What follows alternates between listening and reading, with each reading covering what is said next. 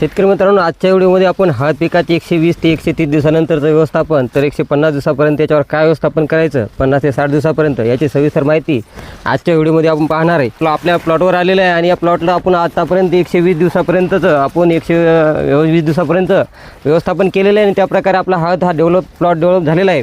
आणि चांगल्या प्रकारे 140 आपल्याला एकरी 40 क्विंटलचं ॲव्हरेज हे कशा प्रकारे येणार त्या बेसमध्ये आपला आज प्लॉट हा आपला तुम्ही बघू शकता तयार झालेला आहे. तर शेतकरी मित्रांनो, कशा प्रकारे फुटवे निघलेले आहेत बघा आता व्हिडिओमध्ये.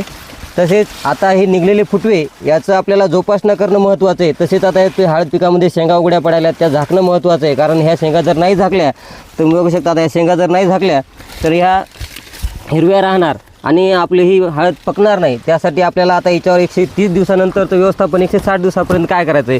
आता ह्या लागलेल्या शेंगा आहेत, या शेंगाची वाढ करायची, तिच्यामध्ये आपल्याला तिची लांबी करायची. तसेच तिचे जे मातृकंद असे डोळे असतात बारीक, त्या